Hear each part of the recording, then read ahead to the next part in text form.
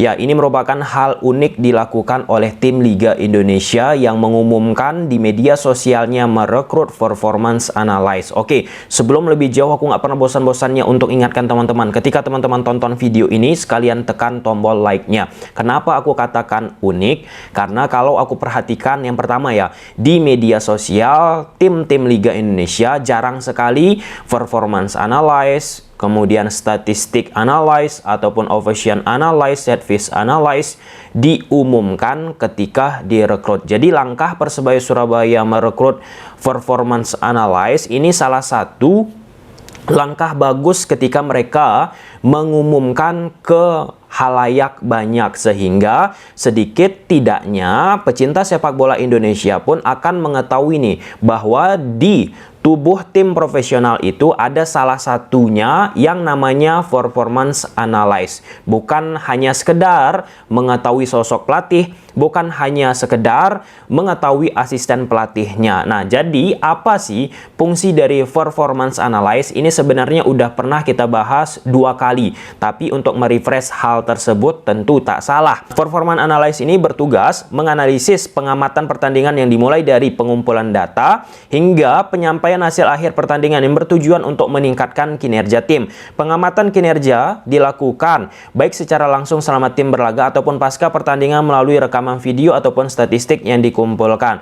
Performance analysis sekarang banyak terlihat di stadion, baik di bench pemain maupun di lokasi tontonan terpisah semisal di tribun penonton. Nah, untuk di Liga Indonesia rata-rata posisi performance analysis itu jarang sih.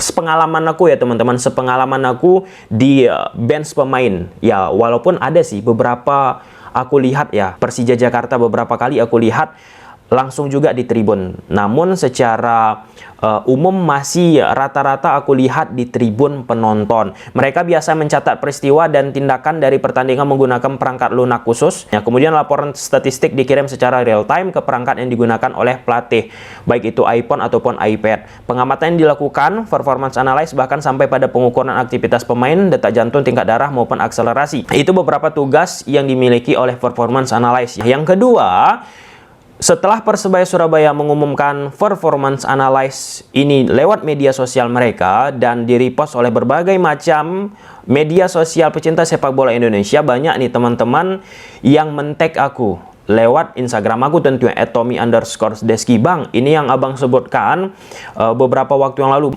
Refresh nih memorinya ketika beberapa waktu yang lalu aku membahas pentingnya di dunia sepak bola sekarang ini, ya seperti apa yang dilakukan oleh Persebaya Surabaya. Aku nggak katakan 100% ketika kita merekrut yang namanya rekrutmen analysis, data analysis, performance analysis, option analysis, training analysis, set piece analysis, whatever apapun itu sudah pasti menjamin kita menang juara.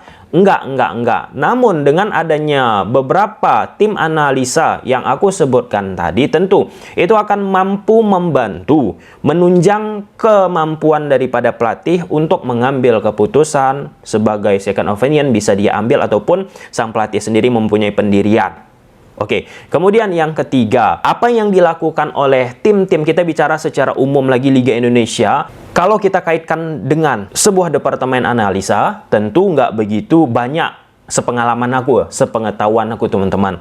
Bahkan ketika aku memberikan komentar di beberapa akun media sosial klub yang ada di Liga Indonesia, banyak akhirnya supporter klub tersebut men-tag aku, "Bang, kenapa nggak gabung nih ke klub kami, Bang? Nggak ada nih tim analisa yang kami miliki. Gabunglah Bang, bantu." Yang ingin aku sampaikan, ya itulah dia faktanya sekarang. Tapi pelan-pelan, harus aku tegaskan teman-teman, pelan-pelan. Sepak bola Indonesia kita sudah ada mengarah ke situ. Merekrut, mencari orang-orang yang aku sebutkan tadi. Bali United sudah ada, kebetulan aku kenal, namanya Mas Peri Muklas.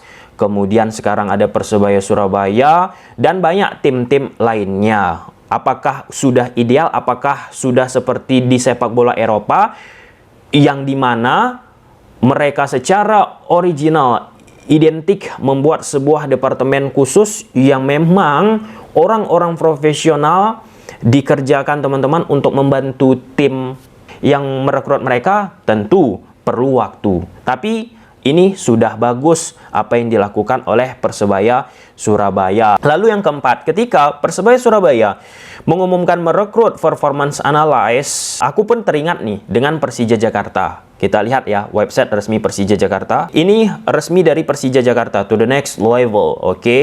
Ini tim utama, kita nggak bahas tim utama pemain-pemain Persija Jakarta, tapi kita bahas asisten ataupun staf pelatih dari Thomas Doll. Nah, ini Ganesha Putra, kemudian Thomas Doll, Fafa Hernandia, ini asisten manajer, asisten pelatih,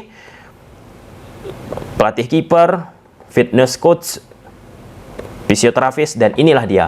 Orang-orang yang aku sebutkan tadi di balik layar, bisa aku katakan mungkin sekarang ini perkembangan pesat dari Persija Jakarta. Ada Mas Uji Asidra Muhammad selaku video analis. Kemudian Dani Budi Rayoga, ahli statistik. Kemudian Patrick Sinuraya, player scouting ataupun operation. Jadi aku baca banyak, bukan hanya satu, artikel-artikel ilmiah yang ada di luar negeri.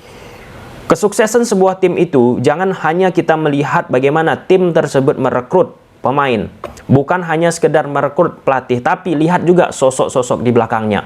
Konon kabarnya, sosok-sosok seperti video analis, operation analis, set piece analis, performance analis, rekrutmen analis, ahli statistik, dan seterusnya itu menjadi faktor krusial di perkembangan dunia sepak bola sekarang ini. Faktor krusial. Walaupun ada juga yang masih keras, yang masih alergi, quote and quote, ya sepak bola seperti dulu bisa sukses kok kita aplikasikan tanpa ada video analis, ahli statistik, operation analis. Aku pun menghargai pendapat tersebut. Aku bukan mengatakan salah, tetapi di era sepak bola sekarang ini sinergitas itu sangat-sangat penting. Kita bicara sepak bola Eropa, tentu parameternya Pep Guardiola. Sesukses-suksesnya Pep Guardiola, dia punya video analis, staf lah ya, departemen analisa, memberikan masukan-masukan kepada Pep Guardiola, dan sempat viral ketika ia memutuskan meletakkan Lionel Messi bermain di false nine. Dan di situ Pep Guardiola bersama staf analisanya teman-teman berpikir ulang, banyak yang dia pikirkan untuk bisa akhirnya memutuskan Lionel Messi bermain di false nine. Serupa juga ketika Pep Guardiola bersama Bayern Munchen. Dia diskusi banyak dengan staf analisanya. Di samping Pep Guardiola pun mempunyai kemampuan analisa. Dan itu menjadi salah satu ya diskursus yang bagus untuk menentukan kemana nih dibawa tim tersebut ketika bertanding di atas lapangan. Kita bicara seorang Pep Guardiola yang dia sebut-sebut menjadi pelatih sukses di abad ini. Nah, jadi kalau kita balikkan ke konteks Liga Indonesia, tentu pelatih-pelatih ingin mencapai prestasi, ingin memperoleh hasil yang diharapkan oleh manajemen, tentu harus juga nih beradaptasi dengan apa yang dilakukan oleh sepak bola Eropa. Sepak bola Eropa seperti apa? Dalam konteks yang kita bahas di video ini, ya ayo sisi saintifik, sisi analisa teman-teman gandeng juga untuk menghasilkan hasil yang lebih optimal lagi. Nah, kalau misalnya secara pribadi teman-teman, ini secara pribadi aku, pengalaman aku biasanya concern untuk mengamati dua hal itu nggak aku lepaskan. Pertama, pengamatan kualitatif. Pengamatan kualitatif itu ya lihat video. Tapi lihat video itu kan nggak ada parameter jelasnya, parameter pastinya. Nah, untuk melengkapi hal tersebut, aku pun butuh data. Lewat apa? Kuantitatif. Jadi, variabel kualitatif, kuantitatif ini sangat penting bagi aku ketika aku membuat video-video baik bekerja sama dengan tim yang ada di Liga Indonesia ataupun lewat kanal YouTube Tommy Deski ini. Bahkan, sempat ketika aku membahas pertandingan hanya aku tampilkan statistik-statistik. Dan di situ, ya, aku menghargai juga banyak pendapat di kolom komentar yang mengatakan, "Bang, sepak bola itu bukan matematika. Abang sok hebat, sok paling analisa, sok ini, abang sok itu, sok ini." Tapi nggak apa-apa. Nah, hal tersebut harus dibiasakan. Kenapa orang-orang berstigmatisasi alergi dengan tim analisa sains di sepak bola Indonesia? Sebagian teman-teman karena belum terbiasa. Nah, karena terbiasa itulah akan menciptakan ekosistem yang akhirnya mereka-mereka yang sebelumnya tidak mengetahui ataupun ya quote and quote belum meyakinkan hal tersebut membantu kemajuan sebuah tim, maka mereka pun akan mencoba menggunakannya. Oke, untuk Persebaya Surabaya ini tentu sangat bagus dan perlu digarisbawahi. Merekrut staf-staf analisa yang aku sebutkan tadi bukan menjadi salah satu jaminan, tetapi itu menjadi salah satu jaminan sebuah pelatih mendapatkan masukan-masukan, mendapatkan gambaran-gambaran, insight-insight apa nih yang terjadi di atas lapangan. Ada parameternya. Oke, semoga tim-tim Liga Indonesia ke depannya terus mengembangkan departemen analisa, dan itu sangat-sangat bagus untuk kemajuan sepak bola Indonesia, dan good luck untuk sepak bola Indonesia. Nah, gimana menurut teman-teman? Silahkan tulis di kolom komentar. Bye.